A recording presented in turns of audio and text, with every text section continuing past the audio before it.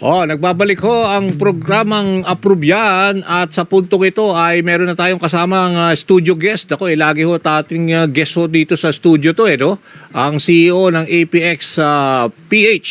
Walang iba kundi si Philip Soriano. Philip, welcome back dito sa studio natin sa DZMM Teleradio Approve Yan. Thank you for having me again, sir. Okay, thank you. At alam niyo ho, meron ho silang kasi ongoing lagi yung kanilang workshop diyan na ginagawa sa North SM pa rin, di ba? Yes, sir. So, this coming May 30, meron ho silang libreng workshop para doon sa mga interested sa paggamit ng artificial intelligence para diyan sa trabaho. Naku, ang laking bagay ho pag natuto ho kayo ng AI, no? AI equipped yung inyong sa pagtatrabaho nyo, marireduce ang trabaho ng halos ilang oras na lang. So bigyan mo na lang kami ng konting at least ano ba yung mga benefits that they will get if they attend this libreng workshop, Philip? Okay, Sir Danny. So the main goal naman and purpose of this workshop is to empower career shifters or people who are interested in improving their skill set to empower them with AI.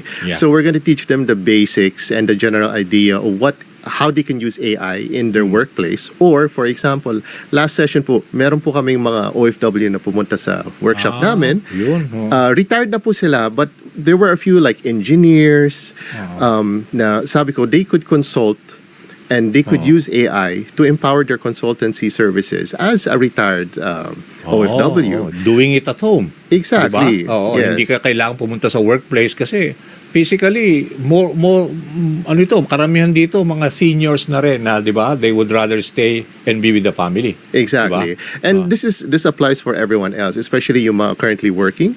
So for example, people in government, people in corporations, people in anywhere in any field, they could come, they could bring their laptop or tablet and we could teach them the general idea and the basics of how to use AI and incorporate it in their current work and status. So right now, syempre, people are going to think, wow, AI yan. Baka mahirap yan intindihin.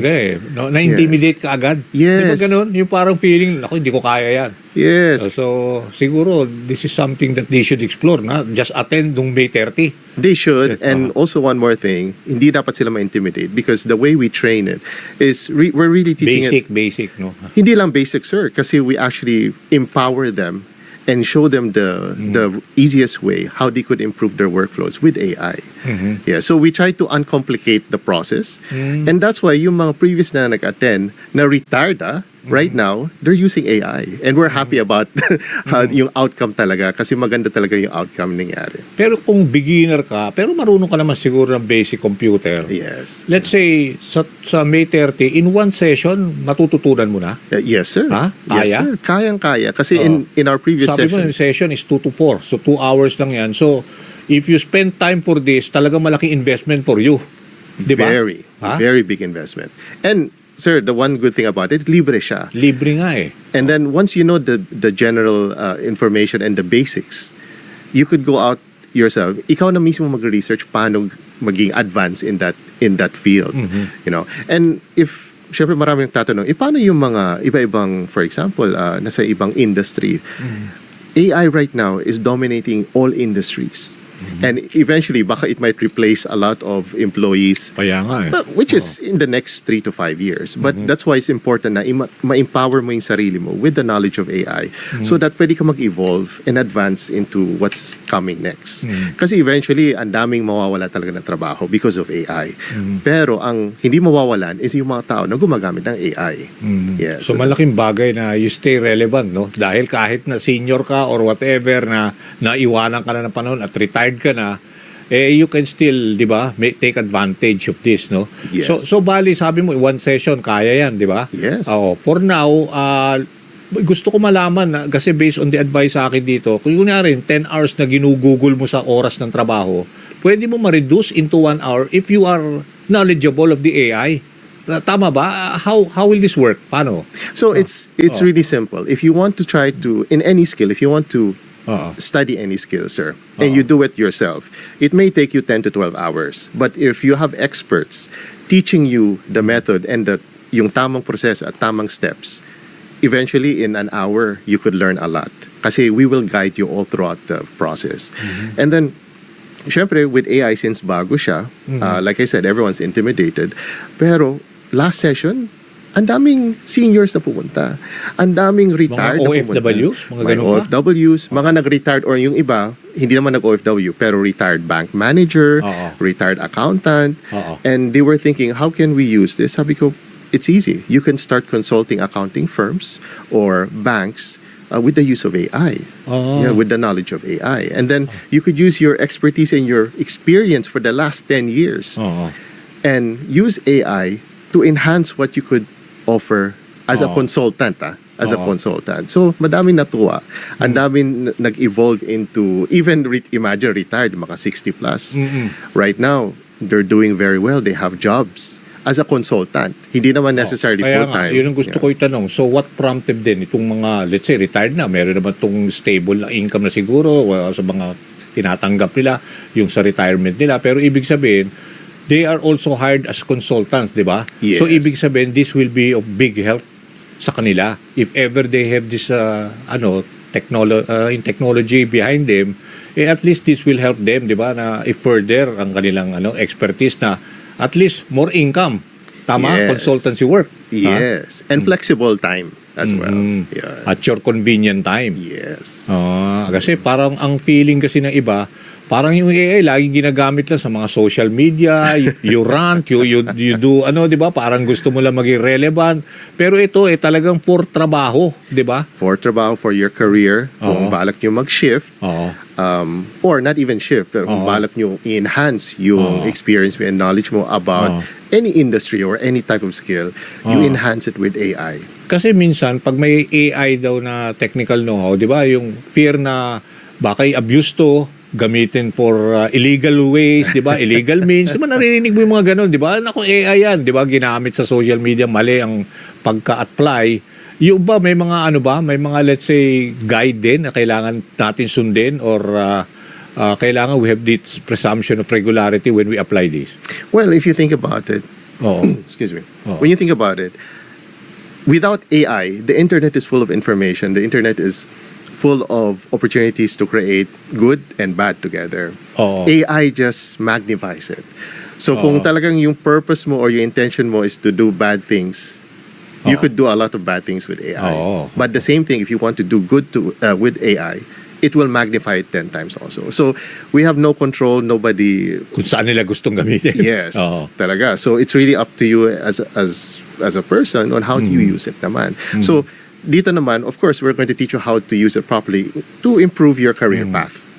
Yeah, and Oo. Ano ang kailangan nilang, let's say, dadalhin? Pag kunwari ako, interesado at may nanunod sa atin ngayon, gusto nilang pumunta, ano yung mga basic na kailangan nilang dalhin doon na kailangan, do they have to carry a laptop? Pumunta doon? if possible, yes. Oo. Kung wala po kayong laptop, kahit tablet lang. But if wala rin kayong tablet, kahit phone lang. Phone. Pero we highly recommend magdala kayo ng tablet or laptop at least. Kasi Basic na kailangan nilang dalhin doon na kailangan, do they have to carry a laptop? Pumunta doon? if possible, yes. Oo. Kung wala po kayong laptop, kahit tablet lang. But if wala rin kayong tablet, kahit phone lang. Phone. Pero we highly recommend magdala kayo ng tablet or laptop at least. Kasi Oo. marami pong, we're going to teach you how to create. Step by step, parang ganun? Madali? Yes. Oo. And so for example, if we want to create your resume, diba? You can create your resume using AI. It will get all the information from you actually, and then the AI is going to create your resume the way it should be created. It's going to put the relevant information, it's going to structure it properly. So pag sinambit mo yung resume na yun, well structured siya. Yung high percentage of being hired, matatanggap ka talaga. Tsaka malaking bagay ito, di ba? Dahil ikaw napaka-active mo rin sa mga pag-hire ng mga virtual assistants, di ba? Wherever Yes. they are, they can be employed, di ba? Mga foreign companies, di ba? Pwedeng mag-hire ng mga virtual assistant. So, itong mga virtual assistant na to, they will really benefit kung matutunan din nila itong AI. Yes, di ba? yes, Oo. because right now they're already Yung mga time zone kasi importante sa kanila na 'di ba for at least hindi sila masyadong na pressure ng time zone issue. Yes, yes. And sanay na sila pag specifically for virtual assistants, since alam na nila yung workflow, AI will empower them more at mas maging successful sila with AI.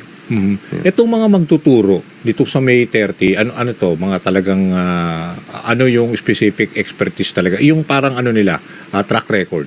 Yeah, so Para at ang least doon sa mga nakikinig at gusto nilang malaman sino ba yung magko-conduct nung ano, di ba, ng workshop. Yeah, so ang partner ko dito, Sir Danny, is si Ma'am Andrea Pios and Arnel Pios. Sila mag-asawa, they own Pios Solutions, and then they've been training virtual assistants for the past 10 years now. So she's the she's the regional director of, actually country director of one big company from the UK, and then now she opened up her own company to train virtual assistants and other industries as well, hindi lang virtual assistants. Di ba dati muna rin niya si Andre Pios? Naalala Yes, mo? Andrea, Miss Andrea Di ba? Pios, yes. Naalala ko siya yung nag-lecture, di ba? In Yes, one of po. those mga workshops. Right now, yung training niya, nag-evolve din. So kung anong nakita nyo last time, nag-iba na because with Nag-upgrade the na, use... upgrade. Upgrade. Siyempre, kasi nag-iiba, ang bilis ng technology di ba? Sobra. Teka, after May 30, can we expect na may susunod-sunod pa? Kasi baka yung iba hindi maka-attend ng May 30. Meron pa ba tayo mga upcoming activities similar to this? Meron po. So we do this every month, free of... wala siyang bayad, free po siya. Libre, yun ang malaking bagay Yes, Oo. so usually it's every end of the month. Aha, And then we held this in SM North. aha. SM North, the Block Tower 1, from 2 p.m. to 4 p.m. po. Oo. Yes. So siguro bilang panghuli, i-invite mo sila at explain mo briefly kung ano yung mga makukuha nilang benefits if they attend itong May 30. Sure. So sa mga interesado mag-attend ng workshop namin, this workshop is specifically to empower you with AI and how to use AI and to get the general knowledge of how to use AI in your career path. So sa mga gustong mag-career shift o yung mga gusto mag-enhance ng experience nila and skills nila, you're welcome to join. We have our Facebook page. Just search for Yun. Apex Philippines or apex.ph at hanapin nyo yung AI workshop. At Ayun. andun po pwede kayo mag-register. And by the way, hindi lang to in person, we're conducting this online as well. So kung hindi kayo makarating, Paano sila pag online? Ano yung mga Yeah. ano yung kanilang yung website na kailangan i-access? mag-register lang po kayo and then we'll email you the link to our free workshop session. Ayun. Yes. Sige. Nako, napaka-helpful niyan.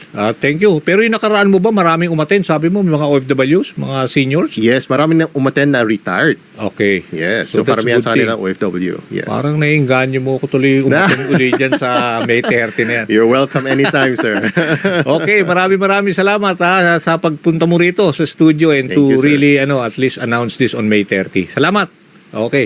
Yan ho si Philip Soriano, studio guest natin dito mismo sa DCMM Teleradio. Huwag niyo kalimutan May 30. Itong libreng pagbigay nila ng workshop sa paggamit ng AI. Okay, maggagap lang ho kami. Huwag ho kayong alis. Babalik ho ang programang Approve Yan.